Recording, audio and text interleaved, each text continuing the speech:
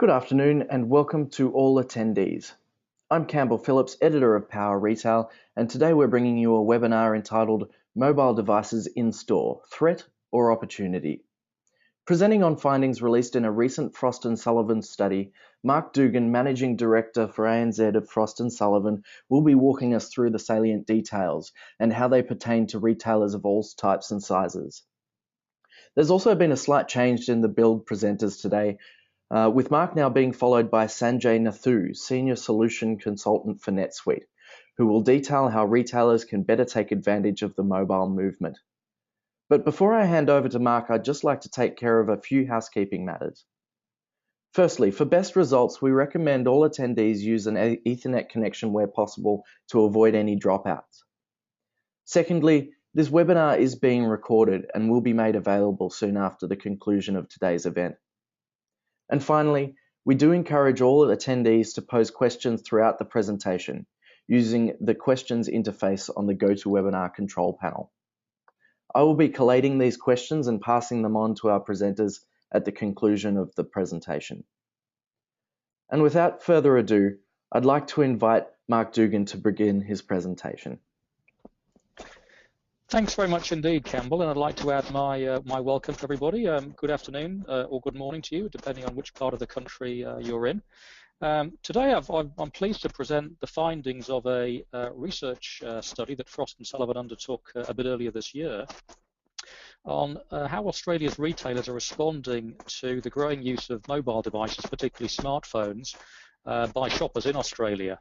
A more detailed report that does contain full findings from the survey is available, and I think will be made available to all participants in the webinar after it's concluded. But today I'm just going to present a few of the key findings, some highlights, and some of the implications that we feel this survey has thrown up for Australian retailers. And we believe these findings are applicable really to retailers of all sizes, from small one-store operations right up to the largest retail chains in Australia.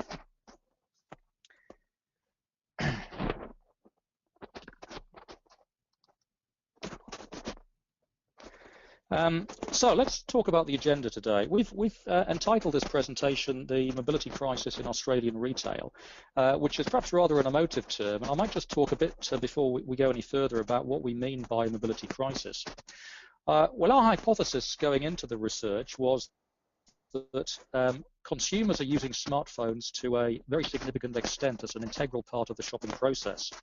We're not just talking about consumers making online transactions, what you might call m-commerce, using their smartphones, but really using them as part of an omni-channel experience that still, to a significant extent, involves the physical retail store.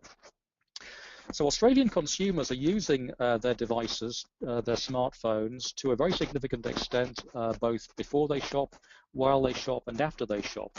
And retailers in Australia really need to adapt to this change, this wave, what we've called the mobility wave in Australia, to make sure that they stay relevant to the needs of their customers.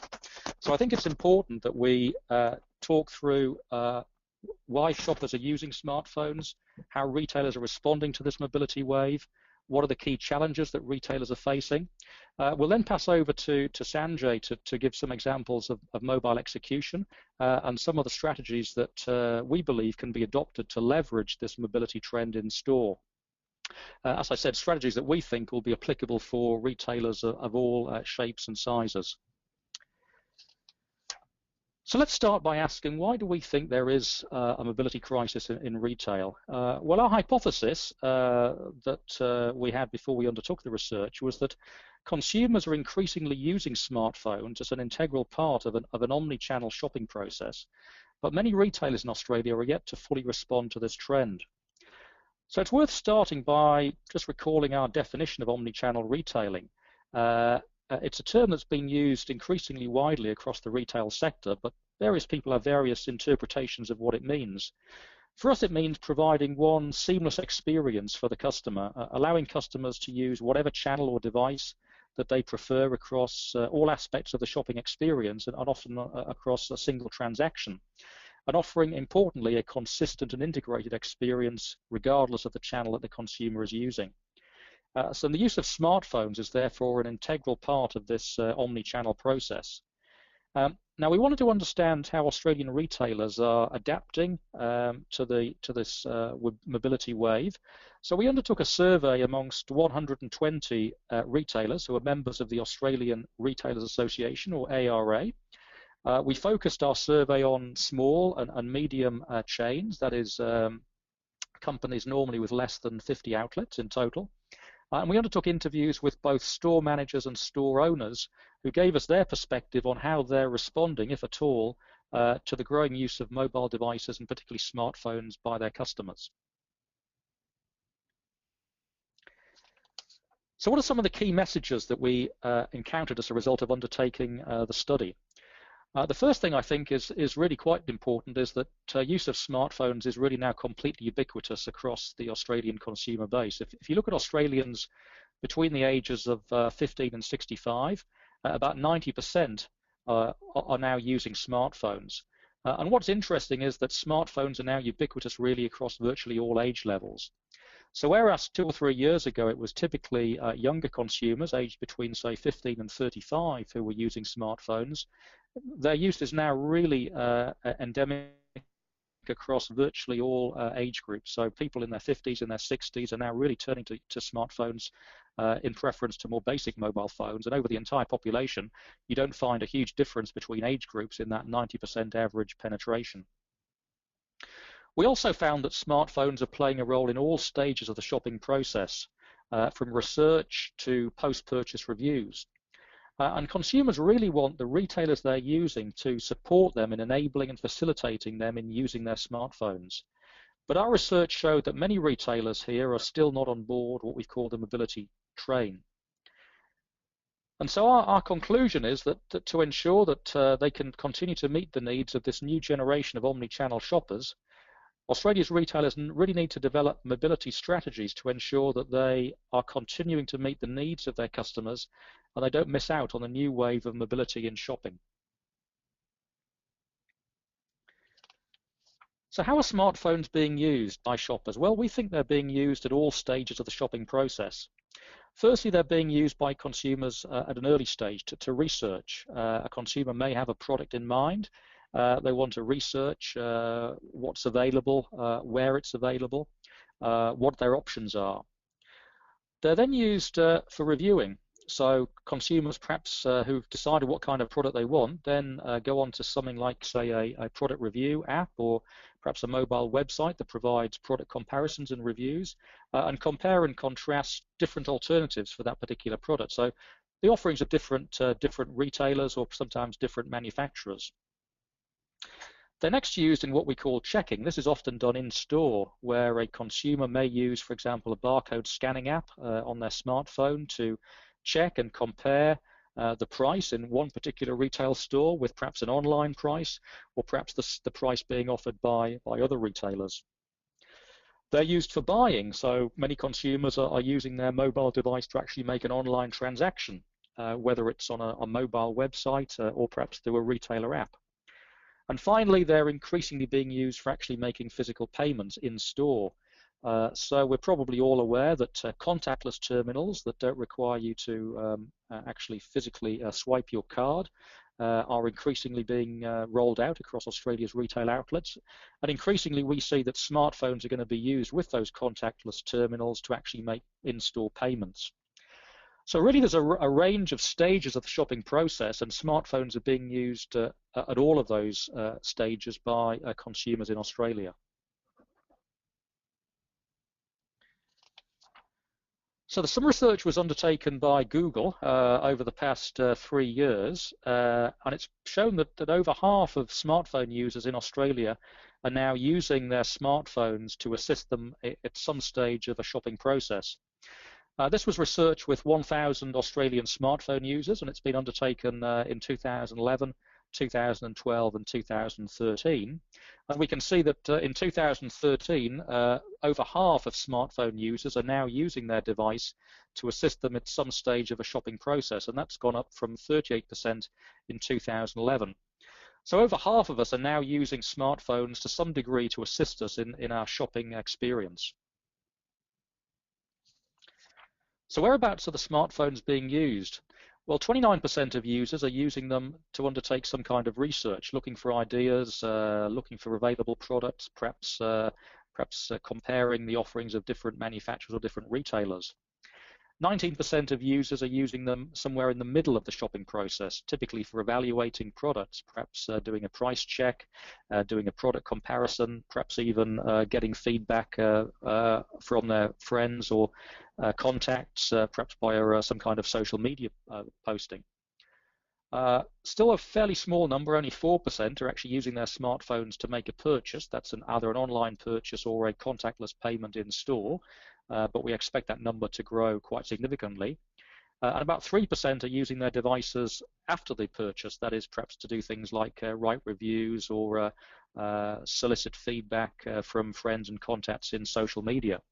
So the smartphone is being used really to all intents and purposes more at the beginning of the process than in the middle or at the end, but we certainly see all of these stages seeing an increased usage of smartphones as consumers become more confident and experienced in using them to support their shopping process.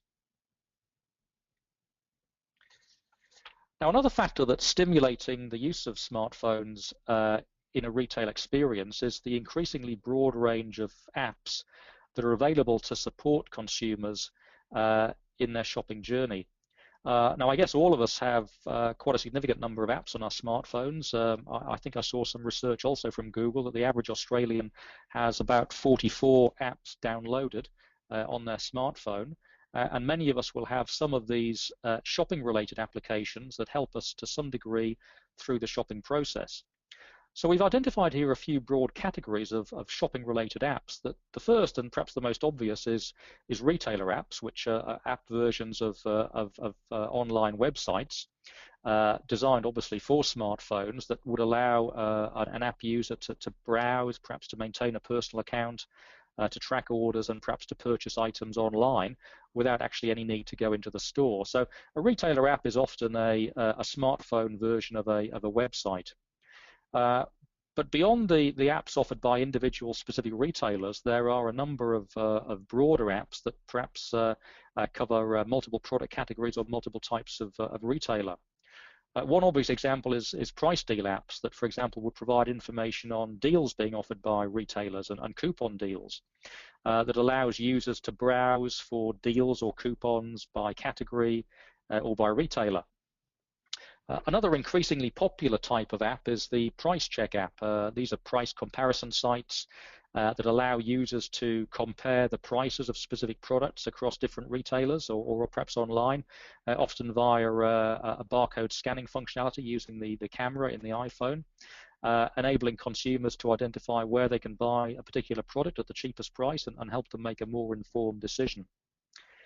Then there's rating and reviews apps, which are sites that offer rating and reviews to help customers choose the appropriate product based on feedback and peer ratings from other consumers.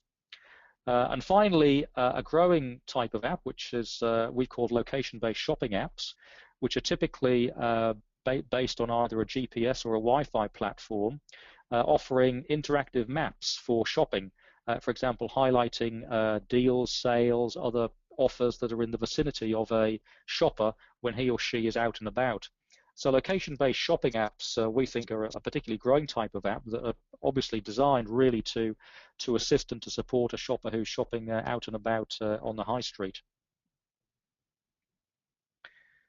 So what kind of things are consumers actually doing on their smartphone as part of the shopping process? So Telstra did some research on this last year in a report that they published that identified that about a fifth, or perhaps a little bit more than a fifth, of smartphone users are doing some kind of price comparison on their smartphone, and just under a fifth are doing product reviews. So the kind of comparison and checking activities are currently the most popular ones to do on a smartphone. But quite a significant number as well are also doing stock availability checks. So they're looking to see whether a product is in store or available before they actually go and pick it up. Still a much smaller number actually doing purchasing, either on the retailer's website or perhaps from a competitor website using their mobile phone, although we certainly expect that number will increase as consumers become more confident in the security and the reliability of the mobile phone connection that they're using. And also more confident in the security of the credit card or other payment details. So at the moment, it's really the sort of the comparison and checking activities that are the most popular on smartphones, but we anticipate that the more transactional activities will also increase in popularity significantly over the next year or two. Now, we asked Australian retailers who have an app, and I must say this is a fairly small minority of our sample who actually currently offer an app, what kind of facilities or functionality or services does your app include? And what we found was that for most retailers who offer an app, and as I mentioned, this is certainly quite a small minority of the small to medium chains that we surveyed, the information that their app contains or the functionality it contains tends to be more informational than transactional. So they would typically provide information like the opening hours of their stores, store locations, perhaps information about current promotions and special offers.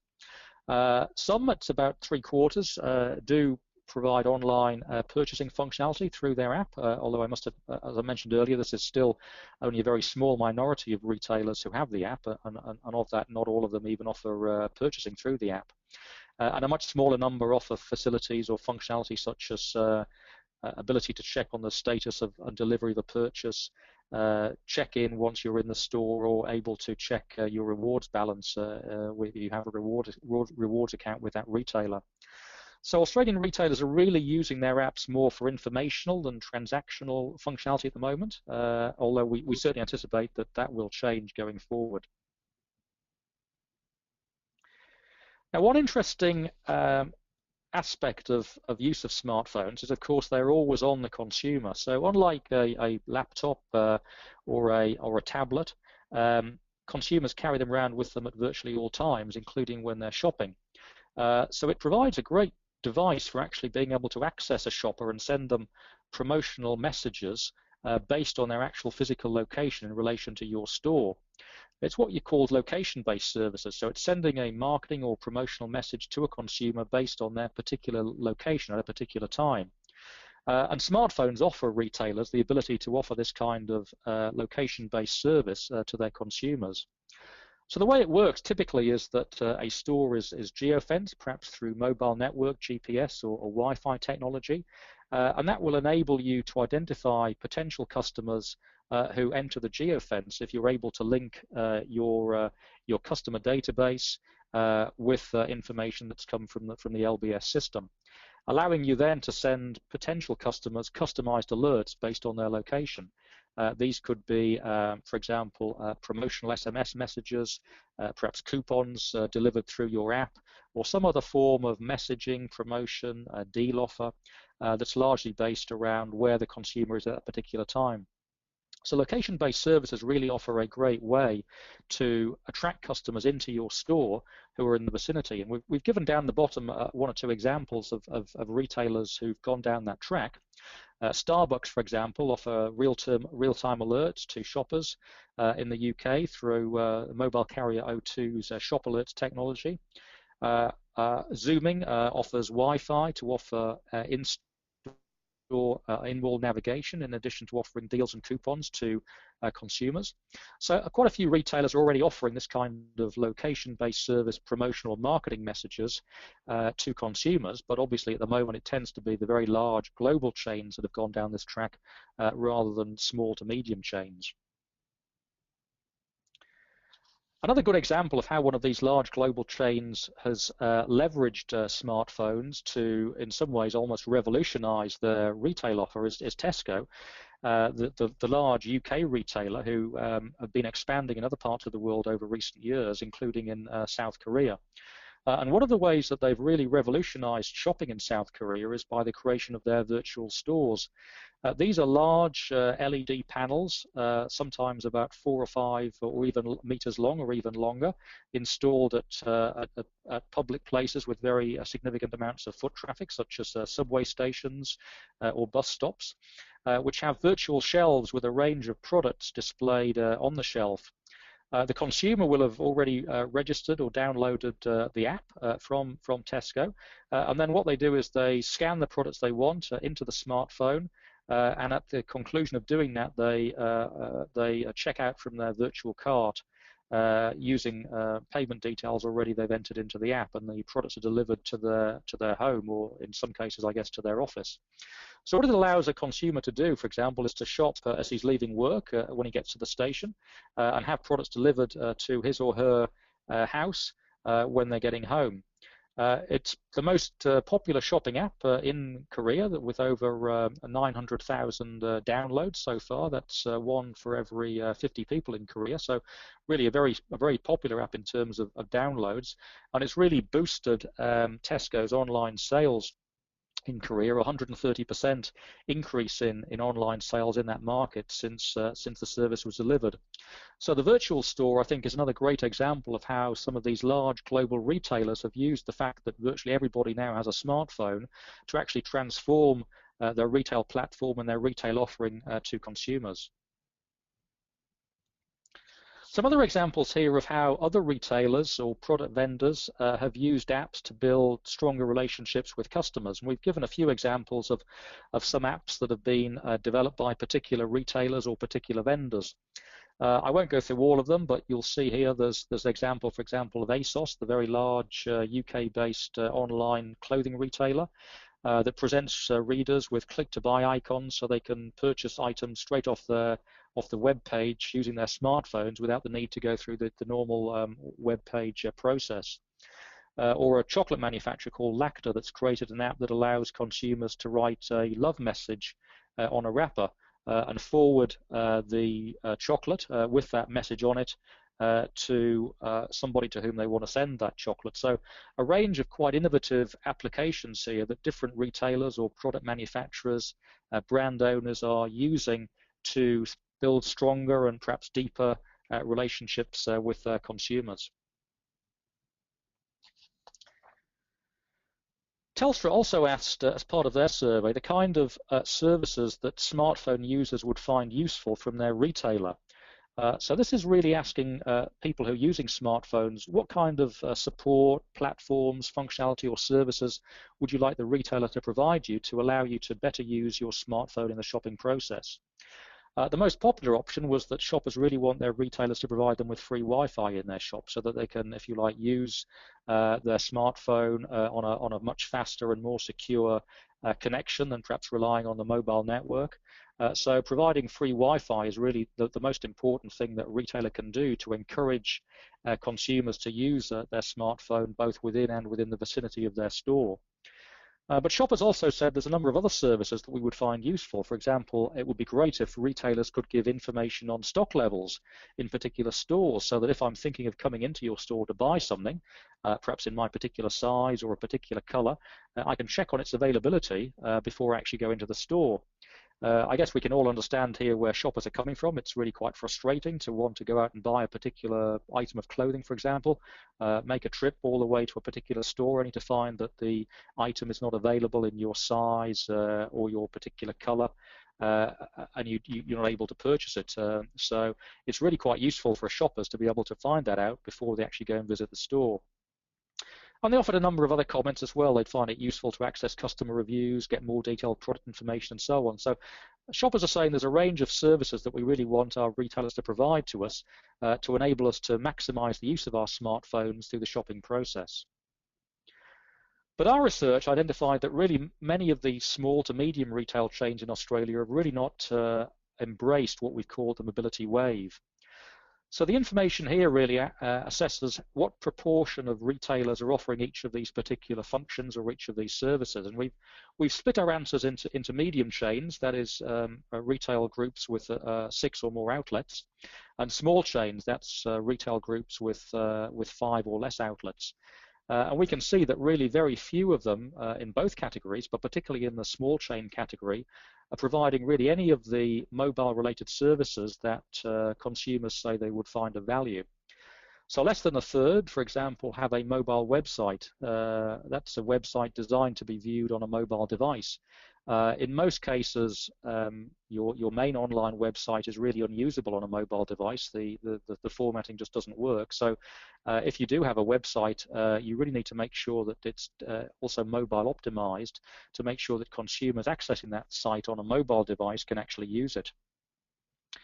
We also found that fewer than a third of retailers have any kind of use of QR codes in store. QR codes can be combined with smartphones to enable consumers to perhaps access greater product information, perhaps access product reviews about a particular product, really enable them to provide or access quite a broad range of information about a particular product. But again, less than a third of medium retailers and less than a quarter of small retailers are currently using QR codes at all. Again, and perhaps a bit less surprisingly, very few are using mobile marketing to any degree. So the location-based services that I talked about earlier, whereby SMSs or MMS messages are sent based on shoppers' locations, are being used by only a small portion of retailers. And when we go down the list, it gets progressively less and less common for retailers to be offering any of these services. So still very few have an app. Very few are offering free Wi-Fi. Very few are offering contactless smartphone payment terminals, only 2% of small chains, and very few offer any kind of reward or loyalty scheme that consumers can access or check or redeem via a smartphone.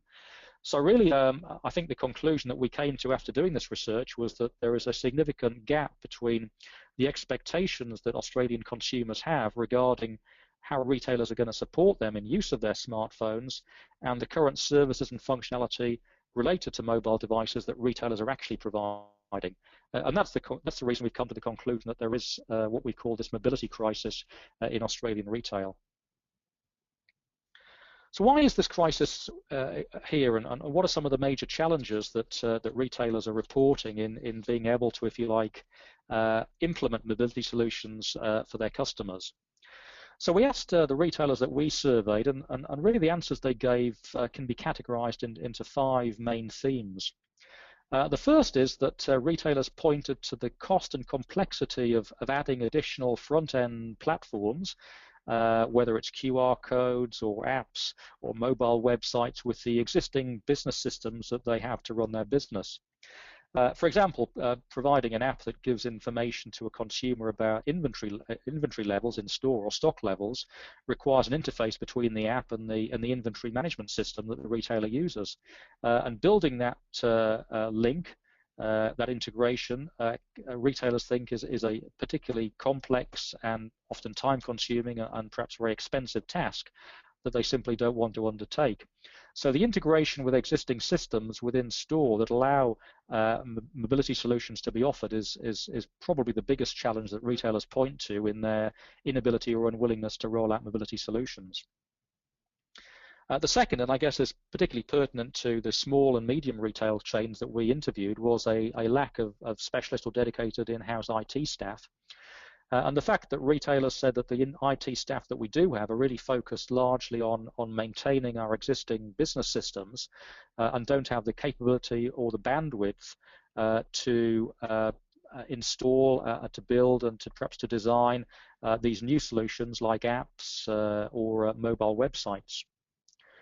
The third barrier that retailers pointed to, and this is particularly pertinent when it comes to use of, for example, tablets by your in-store sales staff, are the costs of investing in new hardware to enable that to happen, which can be quite intimidating and forbidding for many retailers.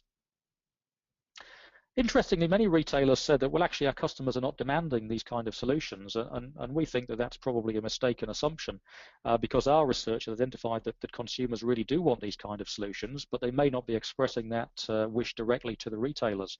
But hopefully the message is starting to get through, perhaps helped by research such as what we've undertaken, that do demonstrate to retailers that there is this significant trend underway in the consumer market that they really need to respond to. And finally, retailers said, look, perhaps both myself and many of my staff, we're just not tech savvy enough to implement these kind of solutions, or if we do implement them, to maintain them. So there's a lack of IT knowledge, of understanding of the kind of benefits that these kind of solutions can offer and the ways that they can be implemented to support retailers. So these are the main challenges that retailers pointed to in their unwillingness or inability to implement mobility solutions. And I'm now going to hand over to Sanjay, who's going to talk through some of the ways that some of the latest generation of retail software can actually help even small and medium retail chains implement these kind of solutions, as well as give some examples of best practice in the way that Australian retailers have executed their mobile strategies.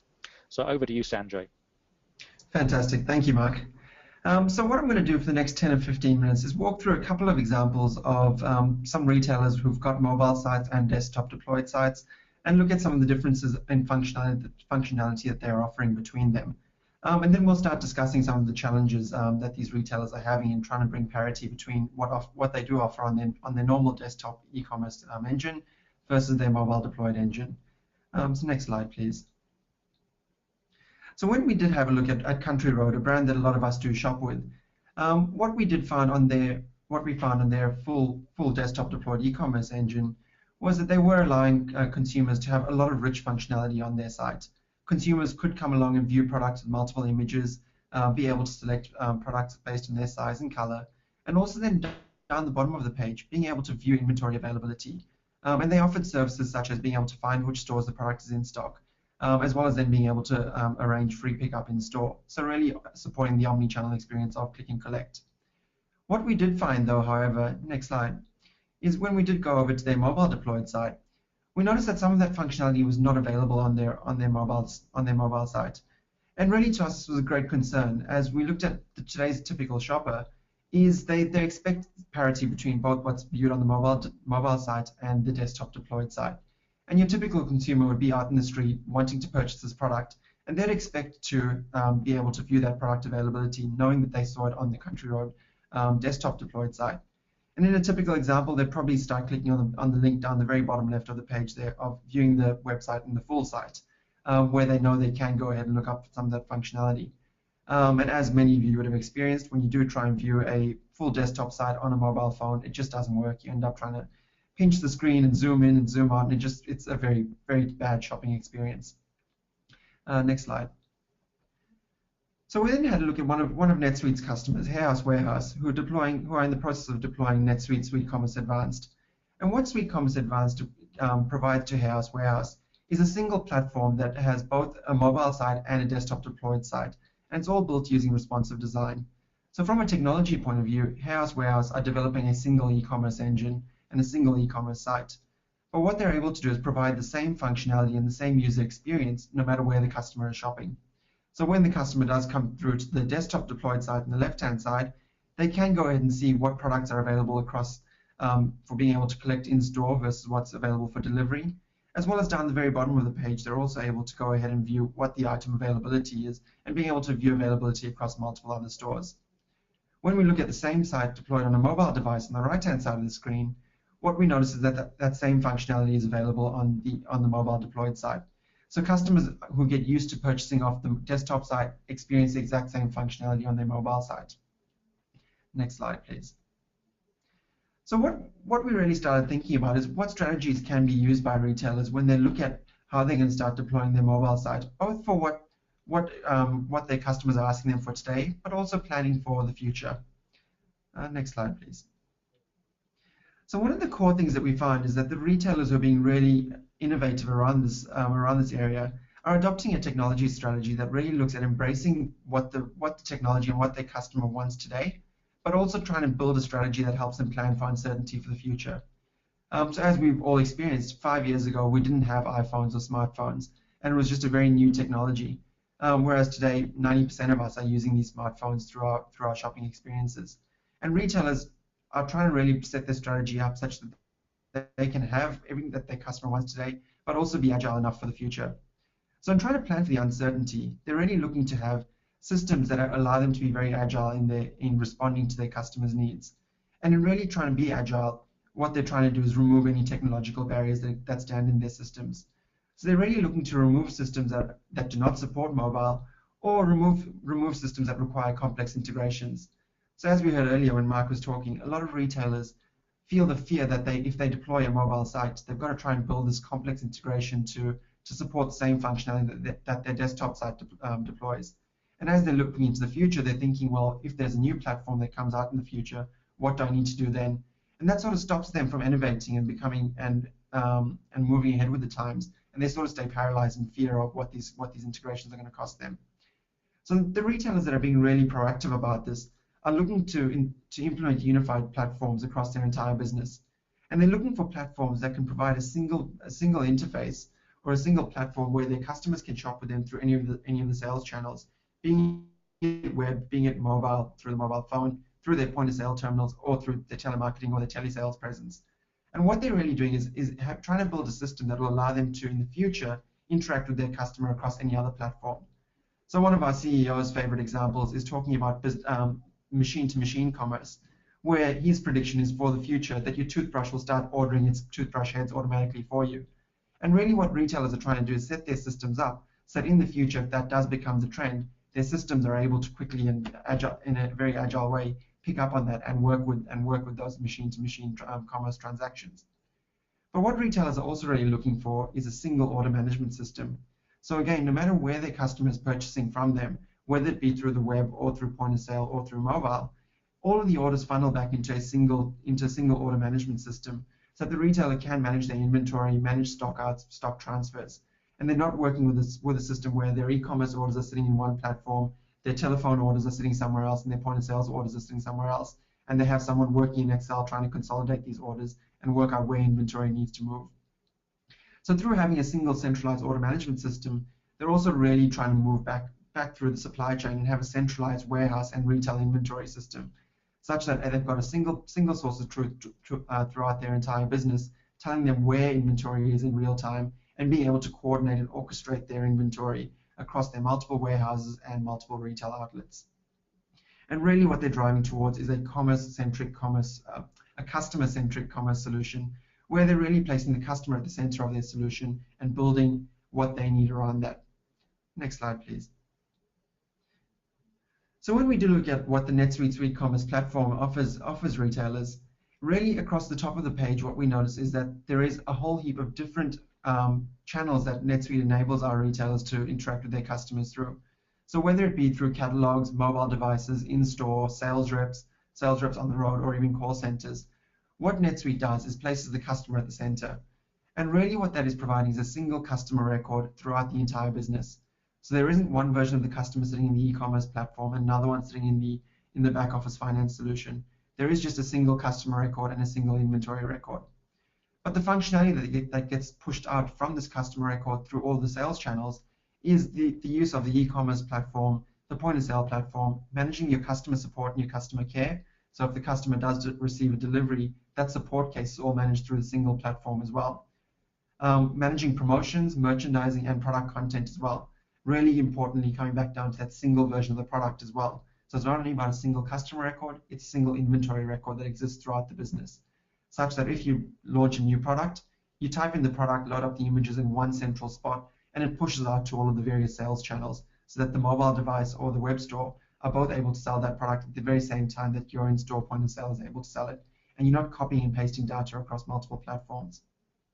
But what this e-commerce platform does is then push all of that front-end functionality back through the supply chain, so that you've got the centralized order management, inventory management, fulfillment management, and financials. And that's really pushing back through to manufacturers if you're manufacturing on demand, back to your supply chain if you're doing drop shipping or special ordering of products, or even then down to your 3PLs if you are using third-party logistics companies to manage your warehousing, or even then pushing back into your own warehouse and managing the pick-pack process through there. So what NetSuite's really providing is a single platform for retailers to manage their entire business, right from financials through to selling through to the end customer. Next slide. So what our retailers are really finding is that when they move towards a unified platform, it really removes all the limits from them in terms of what they can offer their end customer. And it allows retailers to start focusing on being innovative within their business rather than worrying about how to keep systems running and worrying about backups and maintenance. They actually start building and working on being very innovative within their business. So I won't read out all of the features that retailers are deploying, but I'll just call out a few of them. So one of the core ones is that retailers are all striving towards is the true omni-channel loyalty programs, such that customers are able to interact with you across any channel and receive the exact same pricing and the exact same loyalty rewards wherever they are. but also looking at innovative ways of being able to earn reward points, such as being able to earn reward points by taking selfies of themselves wearing particular clothing or out in certain areas using your product. Being able to being rewarded for new rewards points based on posting up reviews, or even getting better pricing by picking up products in store versus waiting for a delivery. The other core area that retailers are really getting huge benefits out of is through unifying their platforms. When a customer logs onto their My Account area, whether it be on the website or through the mobile deployed site, they're seeing a single unified experience of their entire purchase history. So if I logged onto the Hair House Warehouse My Account area, I'm able to see all of my purchases that I've made both in store, through the website, or through the mobile site. And it allows me to very quickly and easily reorder products. So if there was a particular shampoo that I loved, I can always reorder that product very quickly because no matter where I purchased it from, that appears on my account.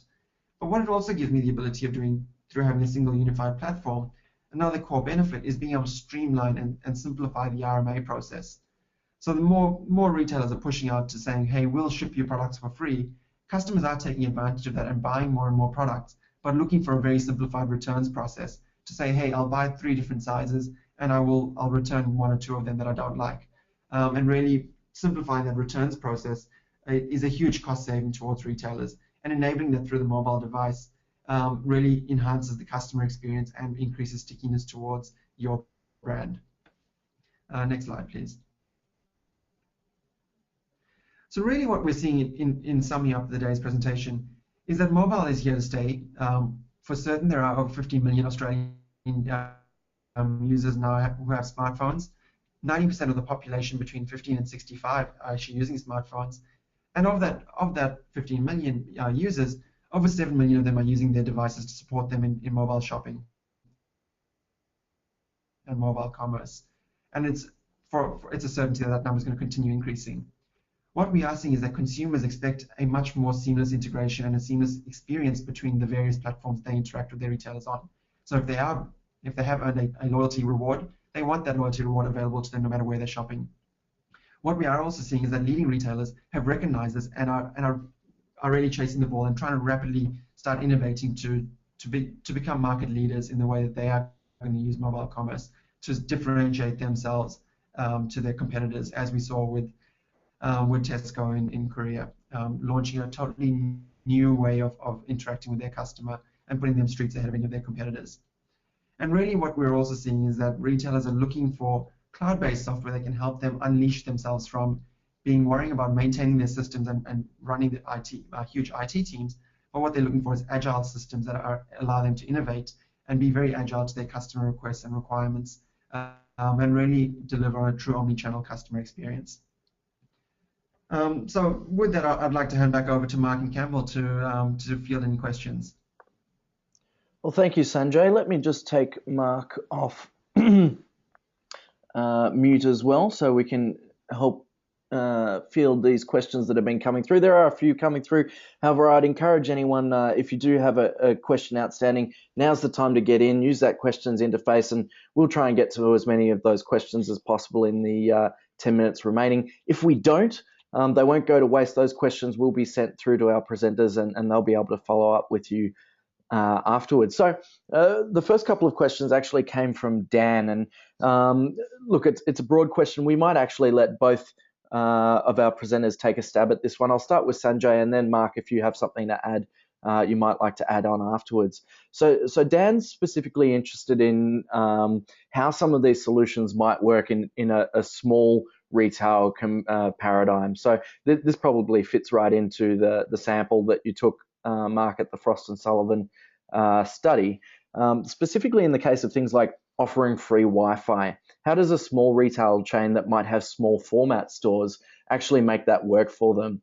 Specifically, firstly, surely there's some cost prohibitive side of things, but there's also the fact that if they are inhabiting such a small store in the first place, Sanjay, you might have some thoughts. Would the consumer really want to have access to Wi-Fi in a small space?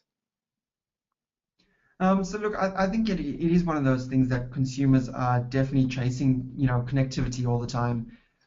Whether the Wi-Fi be to be utilized to run look at your own individual company's website.